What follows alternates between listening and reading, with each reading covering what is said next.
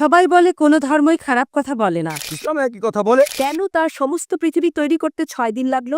আপনি 9 মাস পরে জন্মাবেন, এতগুলো মানুষ দোজখে যাবে? তিনি অবাক হচ্ছেন এতগুলো মানুষ কিভাবে দোজখে যাবে।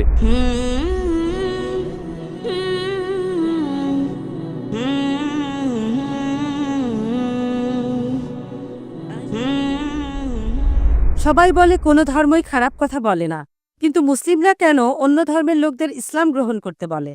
বোন, আপনি বললেন সব ধর্মে ভালো সব কথা থাকে, কিন্তু মুসলিমরা আমাকে ইসলাম গ্রহণ করতে বলে কেন? অন্য যেসব ধর্ম আছে সেগুলো যা বলে তার বেশিরভাগ কথাই ভালো, তবে ইসলাম ভালো কথা বলার পাশাপাশি আপনাকে দেখাবে কিভাবে সেটা অর্জন করতে হয়।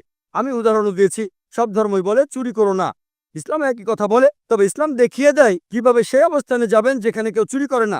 জাকাত দেন, সাহায্য করেন, এরপর কেউ চুরি করলে তার হাত কেটে ফেলেন, তাহলে চুরি করা বন্ধ হয়ে যাবে, কোনো অপরাধ থাকবে না। এজন্যই আমি বলেছিলাম যে ইসলাম ভালো কথা বলার পাশাপাশি আপনাকে দেখিয়ে দেবে কিভাবে সেটা অর্জন করতে হয়।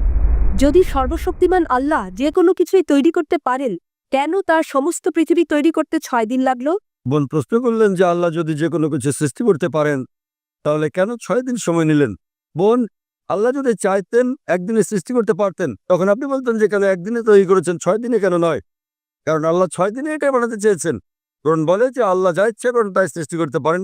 অনেক আয়াতে আছে, আল্লাহ বলেন কোরআনে সূরা আলে ইমরান অধ্যায় 3 আয়াত নম্বর 59, إن مثل عيسى عند الله كمثل آدم خلق من تراب ثم قال له كن فيكون।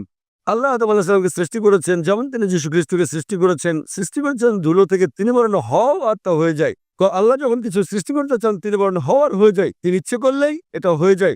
আল্লাহ যদি ইচ্ছে করেন আপনি 9 মাস পরে জন্মাবেন, তাহলে আপনি 9 মাস পরে জন্ম নেবেন। আল্লাহ যদি চান 1 সেকেন্ডে, তাহলে মাত্র 1 সেকেন্ডেই।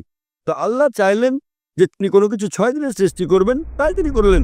পৃথিবীতে অনেক মানুষ ভুল কাজ করছে, আমার ভাবতে খুব অবাক লাগে, এতগুলো মানুষ দোজখে যাবে? তিনি অবাক হচ্ছেন এতগুলো মানুষ কিভাবে দোজখে যাবে। আমাদের এই জীবনটা হলো পরীক্ষা। আপনারা যদি ভালো করে দেখেন যে নিচু গ্রেডের পরীক্ষাগুলোতে বেশিরভাগ ছাত্র পাশ করে, তবে উপরের লেভেলে গেলে সেখানে পাশ করাটা কঠিন।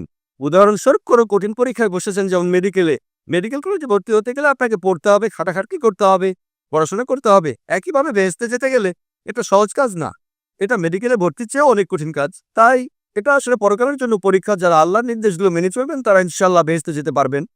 আশা করি বোন উত্তরটা পেয়েছে।